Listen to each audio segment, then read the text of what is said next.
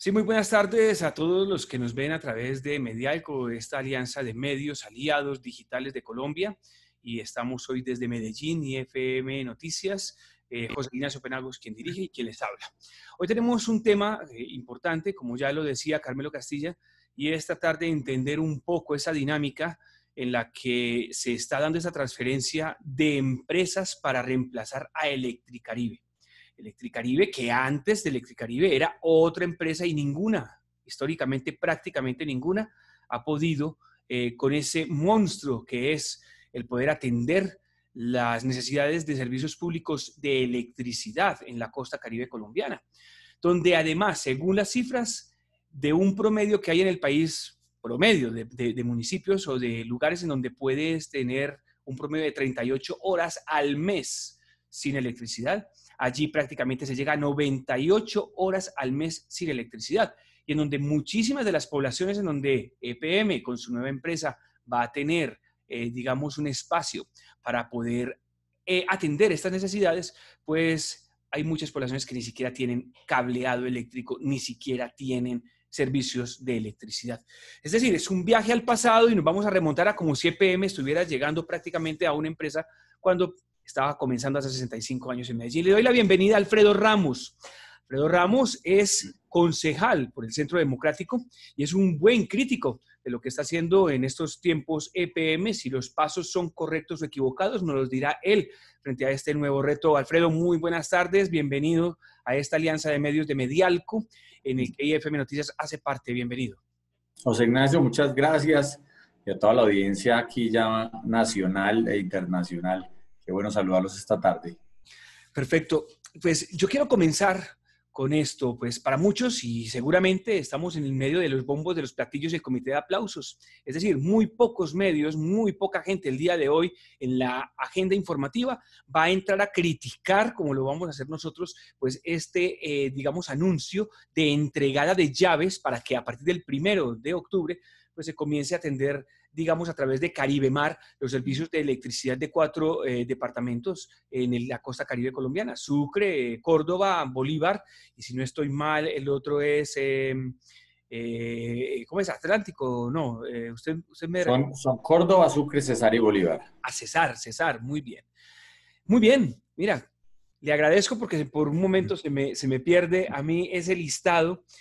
Entre otras cosas se me pierde porque uno a veces encuentra que Caribesol tendrá los municipios más pequeños y Caribemar, que le corresponde a EPM, a Empresas Públicas de Medellín, pues tiene lugares en donde hay incluso casi que imposibilidad física de llegar a poblaciones, bien sea porque hay presencia del ELN, de grupos muy complicados a los que no les interesa, y otra porque también es muy difícil poder llegar a una cultura diferente. ¿Usted cómo asume esto de EPM llegando con Caribemar a la costa caribe colombiana? ¿Está EPM con su tradición preparada o no está preparada para enfrentarse a este reto?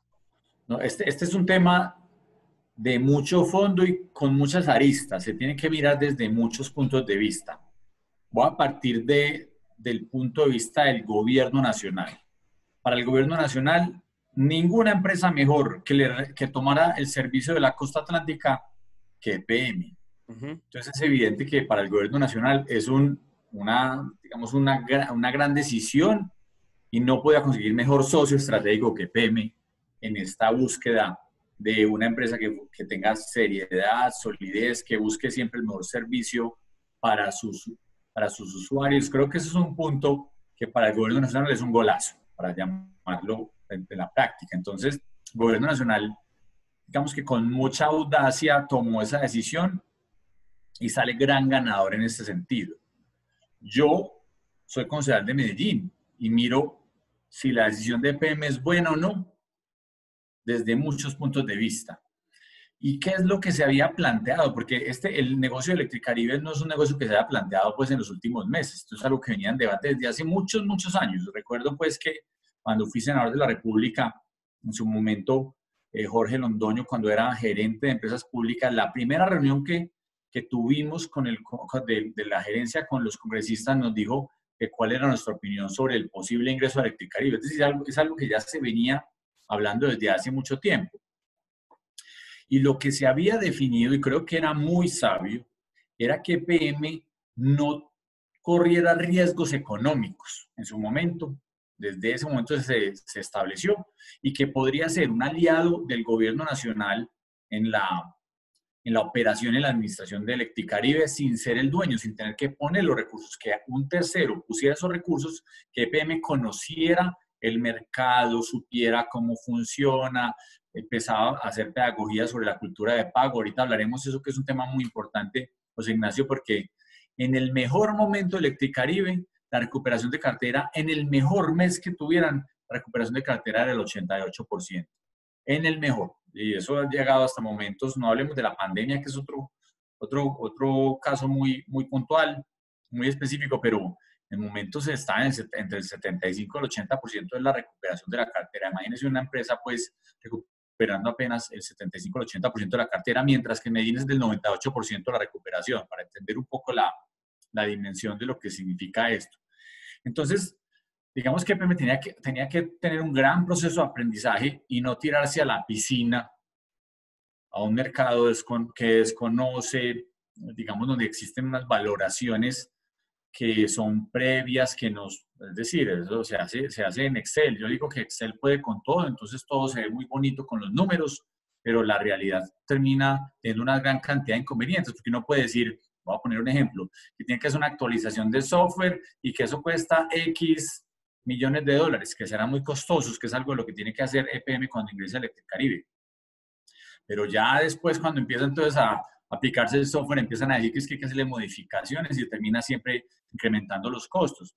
Y vamos a ponerlo en el sentido de los cambios por ejemplo, de las líneas de energía, que se requiere una gran renovación de líneas de energía. Es una inversión muy costosa, entonces dirán, por kilómetro nos cuesta X plata por kilómetro poner cada línea de energía, pero ya empiezan entonces después en el día a día los problemas que suceden por orden público, por problemas de la naturaleza, etcétera, que van incrementando los costos. Entonces, nosotros creo que estábamos alineados con esa idea original que tenía EPM, hombre, que era, y había hablado en la Junta, y creo que es algo que ya de alguna manera había una decisión muy concreta por parte de EPM de ingresar de una manera no directa, sino indirecta a través de la administración de la operación de Electricaribe y poner Caridemar para este caso y ya después eventualmente tomar la decisión si se compra o no, tener esa opción de compra. ¿Qué vemos nosotros que sucedió? Y me estaba alargando un poquito pues en la respuesta, pero la idea es pues que vamos conversando y preguntando. Pero lo que vemos es que desde nuestro punto de vista, en un momento crítico para EPM, un momento crítico por dos razones fundamentales. Primero, porque hay una pandemia grandísima, que genera un impacto enorme en las finanzas de EPM, que ya lo generó. Es decir, EPM solo en el primer semestre de este año ya tuvo una reducción de utilidades del 44%. Eso ya es un tema supremamente grande. Es decir, las transferencias que va a tener EPM para el próximo año para Medellín van a ser muy inferiores a las del año pasado, a las que estamos pues en este momento recibiendo pues las utilidades que las recibimos este año. Eso es un tema que yo creo que vale la pena profundizar, con un aumento muy grande de cartera y con una recuperación económica que sí, que se viene recuperando, pero que está muy lejos de lo que era la empresa y se va a demorar un buen rato para que el mercado vuelva a retomar los niveles previos a la pandemia.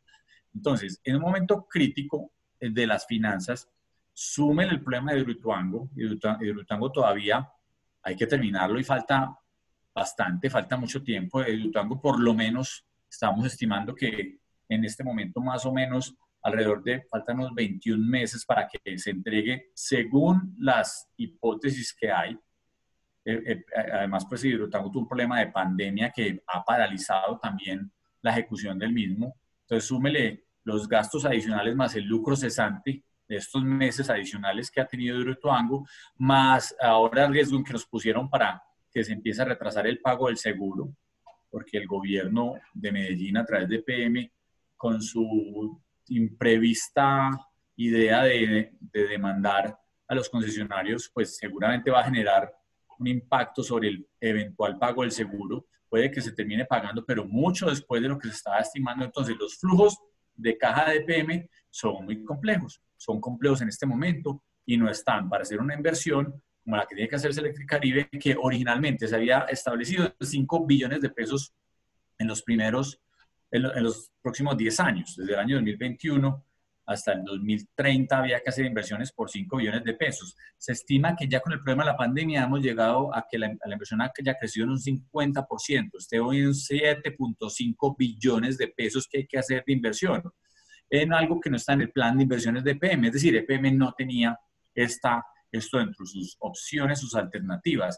Había claridad que para el cuatrienio EPM iba a hacer inversiones más o menos de 8.5 billones de pesos para este cuatrienio del nuevo gobierno.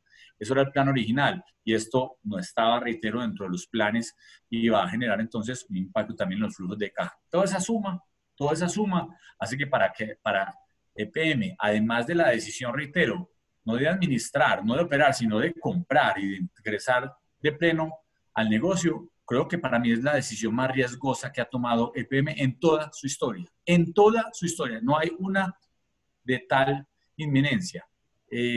Yo creo que al margen de la coyuntura de Hidroituango, que tal vez fue el momento más difícil de EPM, como inversión, creo que es la más riesgosa que ha hecho la compañía y como ciudadano de Medellín, como concejal de Medellín, me preocupa porque no hay claridad sobre cuál va a ser, reitero, el futuro del negocio como tal, de Caridemar, ahora pues ya con su nuevo nombre Afinia, y me preocupa porque no veo claridad sobre los flujos de caja que EPM va a necesitar, va a tener que endeudarse aún muchísimo más de lo que ya está endeudada EPM para poder, digamos, soportar y solventar todas las cargas económicas de los próximos años.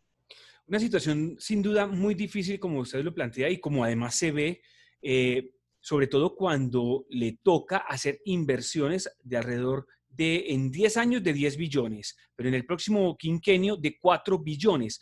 Es decir, 4 billones de los cuales no será una, digamos, inversión plena, porque hay una deuda. El negocio no es tampoco el mejor. El negocio viene con que tiene que pagar y asumir las deudas que tenía Electrocaribe, o sea, todos los acreedores, todos los pasivos, todo lo que tenía, eso lo tiene que pagar.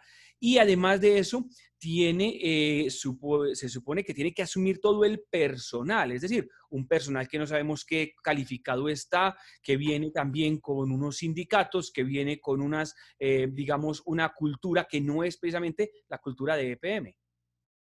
También son retos adicionales, es decir, son externalidades de esos negocios. No solo es conocer el mercado, que yo creo que ya ese es un reto supremamente grande, con las dificultades que puede tener un mercado, desde temas económicos, de cómo eventualmente en algunas zonas o en algunos sectores puede existir una cultura de no pago y cómo se va haciendo pedagogía o de robo de energía, que se ha discutido siempre como si fue primero la gallina, si había mal servicio porque las personas no pagaban o si las personas no pagaban porque había mal servicio. Era una pelea constante de mercado. Pero bueno, a EPM le va a tocar entrar a ver si eso en la realidad, sin saber, sin tener herramientas de juicio, y va a ser entonces un tema bastante retante. Si a eso se le suma los temas organizacionales, claro, una cultura organizacional muy diferente a la que ha tenido EPM históricamente, no los pasivos pensionales porque los va a asumir el gobierno nacional, es de lo poco que va a asumir el gobierno nacional, pero definitivamente con un manejo de sindicatos diferentes a los que ha tenido EPM históricamente, con una cultura organizacional que uno no sabe cómo estaba liderada, cuál era su nivel de motivación. Son muchos temas.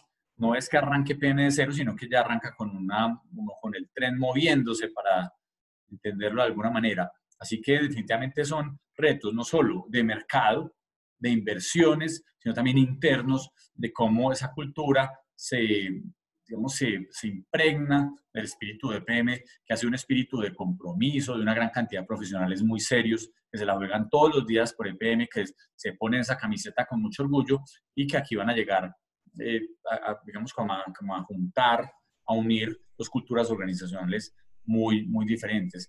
Creo que uno de los temas que yo creo que ha sido también más criticable, y lo digo de frente, pues si algunos me dicen que no lo mencione, pero yo sí lo digo con mucha tranquilidad, es que se ha dado la impresión de que fue un negocio con el gobierno nacional para que vinieran aquí los recursos del metro del 80, entonces el gobierno nacional, digamos que puso como condición para entregar los recursos del metro del 80 la inversión en Caribe Mar, y yo creo que ese no debería ser el espíritu de una promesa que ya había hecho el gobierno nacional para entregar esos recursos, sin contraprestaciones, porque entonces es una obligación de ley, es una obligación de ley donde los metros tienen que tener una financiación del gobierno nacional, 70-30. De hecho, nunca, y si ustedes ven cuánto ha sido la inversión de los gobiernos nacionales en los sistemas de transporte masivo de Medellín, no es superior al 15% de la inversión que se ha hecho. Medellín ha puesto más de 20 billones de pesos de recursos propios para hacer la inversión en el metro y en todos los sistemas de transporte. Eso es muchísima plata, y el gobierno nacional de eso no ha puesto, más bien no ha puesto más del 15%. Eso es muy diciente de la deuda que tienen los gobiernos centralistas con Medellín. Entonces, si a eso se le suma una condición de estas, donde le pongamos el riesgo entonces a EPM para que haya un metro, yo creo que eso no es el mejor negocio. Eso no puede ser la condición, y yo sí soy muy crítico de eso, y hay que decirlo con toda la claridad, aunque eso genere problemas políticos. Pero el gobierno nacional sometió a Medellín a una inversión muy peligrosa, reitero. Claro que muy bueno para el gobierno nacional, que tiene EPM allá. La pregunta es, ¿quién garantiza que esos 7,5 billones de pesos que salen del bolsillo de los ciudadanos de Medellín, de una de dos maneras, o con préstamos que se terminan pagando, o simplemente con menos utilidades por los flujos de caja de EPM que vamos a recibir en Medellín, menos transferencias entonces para la ciudad? Y yo entonces con suma preocupación lo que puede suceder en los próximos años. Ojalá, y ahí se sea uno la bendición, ojalá sea exitoso para EPM, porque en los próximos 2 años, solo en 2 años, 2021 y 2022, además de la contingencia de Hidroituango, donde habrá que invertir muchísima plata, 2 billones de pesos en Hidroituango, hay que invertir 2,5 billones de pesos en las primeras, ya hemos como en el inicio, que es la inversión más grande. En 2 años se invierte casi la tercera parte de la inversión en Caribe Mar, o sea, 4,5 billones de pesos de EPM en los próximos años, un tema bastante complejo. Esto pone en riesgo también la reputación de empresas públicas de Medellín, sobre todo para los habitantes de la costa atlántica, quienes piensan que va a llegar una empresa a brindar los mismos servicios en la misma calidad en los que los tiene, por ejemplo, en Medellín, o en donde ha tenido su asiento, digamos, en otros departamentos en los que ha estado, cuando puede que al comienzo no sea así, precisamente por lo que se está señalando. Uno, no hay los recursos, no está EPM en el mejor momento, y lo otro es que estamos hablando de que para que EPM preste los servicios que hay en este momento es porque se ha trabajado durante décadas en la generación de una cultura del pago, del no fraude, cosas que culturalmente en la costa atlántica pues van a ser difíciles de erradicar, y que tendrá que hacer lo que hizo en su momento aquí en Medellín. Eso va a ser entonces, y ya para ir finalizando, otro de los retos, la parte de la cultura, concejal. Sí, ese es un proceso complejo, porque, digamos, en muchas zonas del país se han acostumbrado a no pagar, o a que se subsidien de una forma muy drástica los servicios públicos, o a cultura del hurto de energía, que es un tema bastante complejo. Es decir, no va a ser fácil solucionarlo, porque eso requiere, por un lado, paciencia y pedagogía.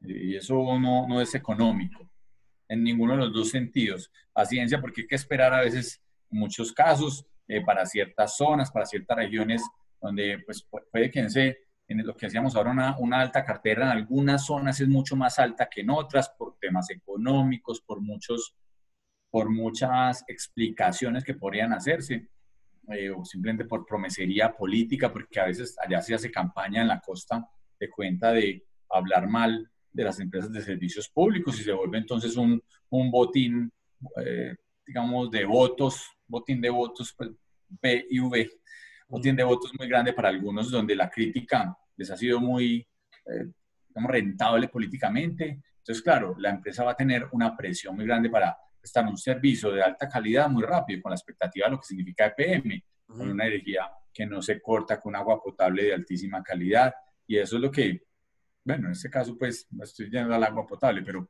esa es la expectativa que hay de gran calidad de servicios públicos de EPM. En este caso simplemente pues la generación y distribución de energía, que definitivamente hacen que que se espere que esos grandes cortes, como hablabas previamente, esos grandes cortes que triplican el promedio nacional y que estoy convencido que en Medellín son muy inferiores, hacen que EPM tenga, digamos, una vara muy alta que requiere mucha inversión y paciencia para ir haciendo un mercado y fortaleciendo ese mercado. Y hay que ver entonces cómo estarán los flujos de EPM en los próximos años y qué es endeudamiento, porque EPM va a tener que recurrir a deuda, no me queda la menor duda, para poder comenzar esa operación en Caribe Mar, en Afinia, no se conoce. Es un momento en el que yo creo que tener todos los ojos puestos sobre las buenas decisiones y ojalá haya un gran manejo gerencial. Eso es un tema que hay que empezar por ello y